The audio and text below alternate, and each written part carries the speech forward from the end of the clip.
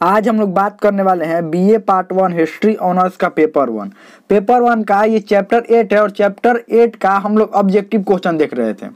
और objective question में भाग 1 हम लोग बहुत अच्छा से समझ लेते, ये है भाग 2 और इसके बाद ये चैप्टर पूरा अच्छा तरीका से कंप्लीट हो जाएगा। उसके बाद इसमें सब्जेक्टिव क्वेश्चन हम लोग देखेंगे और उसके बाद हम लोग सब्जेक्टिव क्वेश्चन खत्म होते ही इसका मॉडल सेट, ये चैप्टर जो 8 है इसका मॉडल सेट हम टेलीग्राम ग्रुप में दे देंगे। अगर टेलीग्राम ग्रुप अभी तक आपने ज्वाइन नहीं किया है तो उसका लिंक डिस्क्रिप्शन में दिया गया, वहाँ से ज्वाइन कर सकते हैं।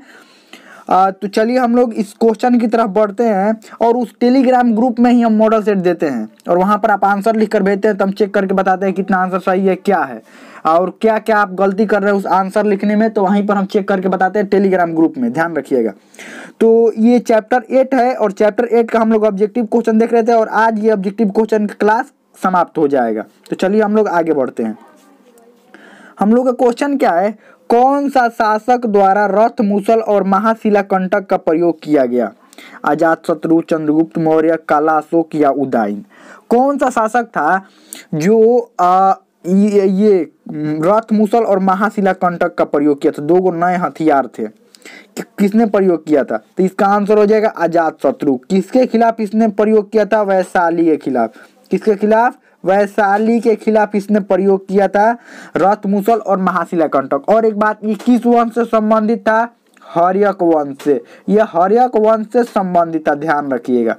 चलिए हम लोग आगे बढ़ते हैं और एक और क्वेश्चन का आंसर आप थोड़ा कमेंट में लिख कर जरूर बताइएगा। जो ये लिखा हुआ है ये साफ साफ दिखाई तो दे रहा है ना? ये सारे जो शब्द लिखे हुए वाक्य, ये जो वाक्य लिखे हुए हैं और ये जो शब्द लिखे हुए हैं ये पूरा अच्छा तरीके से आपको दिखाई दे रहे हैं कि नहीं दे रहे हैं, ये आप कमेंट में लिखकर जरूर बताइएगा। चलिए हम लोग आगे बढ़ते हैं। अगला क्वेश्चन क्या है? अगला क्वेश्चन है नंद वंश का अंतिम शासक कौन था? महापद्मनंद, धनानंद, काला अशोक या उदयन? तो नंद वंश में आपको पता है कि 2 ही राजा हुए, पहला महापद्मनंद और दूसरा धनानंद। धनानंद के बाद नंद वंश का अंत हो गया तो इसका आंसर हो जाएगा धनानंद। और नंद वंश का अंतिम शासक धनानंद और नंद वंश के बाद कौन सा वंश आया? मौर्य वंश। और राजा कौन बना? चंद्रगुप्त मौर्य। उसके गुरु कौन थे? चाणक्य। ध्यान रखिएगा। चलिए आगे बढ़ते हैं। अगला क्वेश्चन क्या है? सिक्कों का प्रचलन शुरू हुआ। सिक्कों का प्रचलन कब शुरू हुआ? सम्राट अशोक के शासनकाल में, कनिष्क के शासनकाल में, या 600 ईसा पूर्व में, या 300 ईसा पूर्व में? मतलब शुरू में कब शुरू हुआ था? तो प्रमाण यही माना जाता है कि 600 ईसा पूर्व में सिक्कों का प्रचलन शुरू हो गया था। कब? 600 ईसा पूर्व में। उस समय आहत सिक्के होते थे। आहत सिक्का, आहत सिक्का का मतलब समझते हैं? पंच मार्क उसको कहा जाता है। पंच मतलब आहत, आहत करके उस पर पंच करके और एक सिक्का, मान लीजिए सिक्का हुआ ना तो इस पर कोई भी एक पंच लगा दिया जाता था, यानी कि इस पर कोई भी मुहर जैसा लगा दिया जाता था, वही होता था आहत सिक्का। ध्यान रखिएगा। तो सबसे पहले आहत सिक्का का प्रयोग किया गया था। कब? आहत सिक्का का ये 600 ईसा पूर्व में, ध्यान रखिएगा।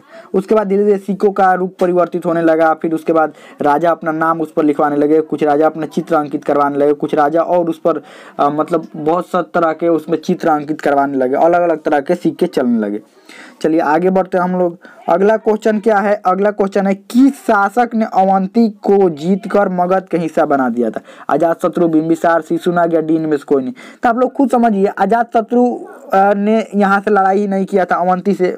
अवंती से थोड़ा दुश्मनी हो गया था क्योंकि अजातशत्रु ने अपने पिता बिंबिसार की हत्या कर दी थी, जिसके कारण अवंती जो था वो बिंबिसार का, अवंती के राजा जो चंद्रप्रद्योत थे वो बिंबिसार के दोस्त थे, तो अवंती और अजातशत्रु की थोड़ी दुश्मनी हो गई थी।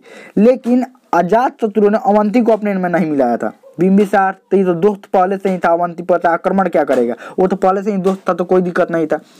ये क्वेश्चन ये है कि जीत कर मगध को किसने अपने, जीत कर, ये बिंबिसार के समय भी अवंती मगध का ही हिस्सा माना जाता था क्योंकि दोस्त थे ना, दोस्त थे तो कोई दिक्कत नहीं था।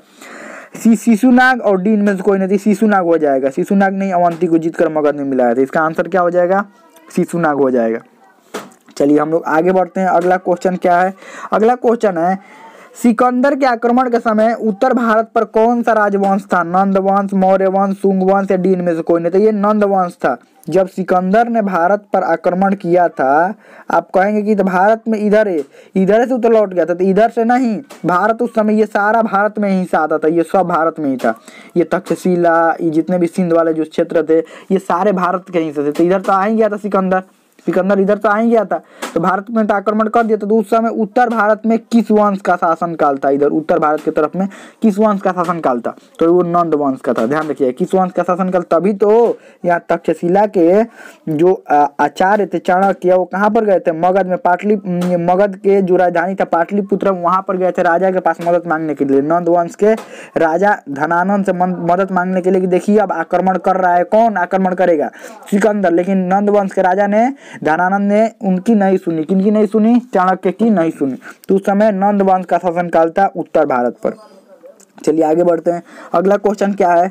सिकंदर ने भारत पर कब आक्रमण किया था? ईस्वी बताना है। 326 ईसा पूर्व, 326 ईस्वी, 323 ईसा पूर्व या 323 ईस्वी। 326 ईसा पूर्व में आक्रमण किया था। कौन? सिकंदर ने 326 ईसा पूर्व में भारत पर आक्रमण किया था।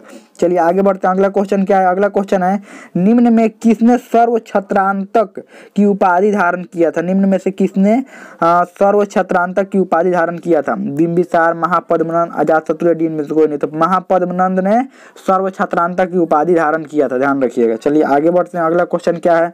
अगला क्वेश्चन है, शिशुनाग वंश का अंतिम शासक कौन था? नंदीवर्मन, बिंदुसार, अशोक या डी इनमें से कोई नहीं। तो शिशुनाग वंश का अंतिम जो शासक था नंदीवर्धन था। ध्यान रखिएगा, नंदीवर्धन था। इस कहीं कहीं वर्मन भी मिलेगा आपको, नंदीवर्मन, नंदीवर्मन, कहीं कहीं नंदीवर्धन मिलेगा। तो नंदीवर्धन, देखिए अगर नंदीवर्मन और नंदीवर्धन एक जगह तो मिलेगा नहीं, अगर दोनों एक जगह कभी मिल भी जाए तो नंदीवर्धन सही होगा। ये दोनों बात एक ही है, कहीं कहीं ये मिलता है, कहीं ये मिलता है। ध्यान रखिएगा, नंदीवर्धन, इसका आंसर नंदीवर्धन होगा। चलिए आगे बढ़ते हैं। अगला क्वेश्चन क्या है? अगला क्वेश्चन है, वज्जी गणतंत्र की राजधानी कहाँ थी? वज्जी गणतंत्र की पाटलिपुत्र, वैशाली, श्रावस्ती, कौशाम्बी। तो ये वैशाली थी। वज्जी गणतंत्र की राजधानी कहाँ थी? वैशाली थी। ध्यान रखिएगा। चलिए आगे बढ़ते हैं। अगला क्वेश्चन क्या है? अगला क्वेश्चन क्या है? अगला क्वेश्चन है, गंधार की राजधानी कहाँ थी? गंधार की राजधानी कहाँ थी? तक्षशिला, वैशाली, श्रावस्ती या डी कौशाम्बी। तो गंधार की राजधानी तक्षशिला थी। और इसमें का सारा ऑब्जेक्टिव क्वेश्चन खत्म हो गया। तो चैप्टर भी पूरा अच्छा तरह से समाप्त हो गया। लेकिन आप लोगों का एक और डाउट होगा कि हम चैप्टर में यहाँ पर बताए हैं कि जो वैशाली जो राजधानी थी, यहाँ पर जो वैशाली राजधानी थी, आप लोगों का डाउट भी होगा कि वैशाली हम तो राजधानी उसका बताए थे। वैशाली जो राजधानी बताए थे, ये राजधानी लिच्छवी, लिच्छवी की राजधानी वैशाली बताए थे। तो देखिए, लिच्छवी की राजधानी वैशाली बताए थे। तो ये जो वज्जी गणतंत्र था, कुल आठ छोटे छोटे गणराज्यों को मिलकर बना था। जिसमें कौन भी था? जिसमें विदेह था, ज्ञात्रिक था, वज्जी था और लिच्छवी। ये 8 गो कुल गणराज्य मिलकर एक वज्जी गणराज्य बड़ा बना था, जिसकी राजधानी कहाँ थी? वैशाली। तो बताइए, लिच्छवी की राजधानी कहाँ हुई? वैशाली हुई। ध्यान रखिएगा, ये मत चैप्टर में तो बताए हैं कि लिच्छवी की राजधानी वैशाली बता दिए हैं। तो लिच्छवी की राजधानी वैशाली देखिए कैसे थी? कुल 8 छोटे छोटे गणराज्य मिलकर एक बड़ा गणराज्य बना था, जिसका नाम था वज्जी, जिसमें वैशाली भी था। तो जिसमें विदेह, ज्ञात्रिक, वज्जी, लिच्छवी ऐसे करके कुल 8 कुल 8 गणराज्य मिलकर एक बड़ा सा गणराज्य का निर्माण किए थे, जिसका राजधानी था वैशाली। ध्यान रखिएगा। तो हमें लगता है बहुत अच्छा सा समझ में इसमें आ गया होगा। क्वेश्चन वो आप कमेंट में पूछ सकते हैं, हमें तो समझ में आ गया होगा।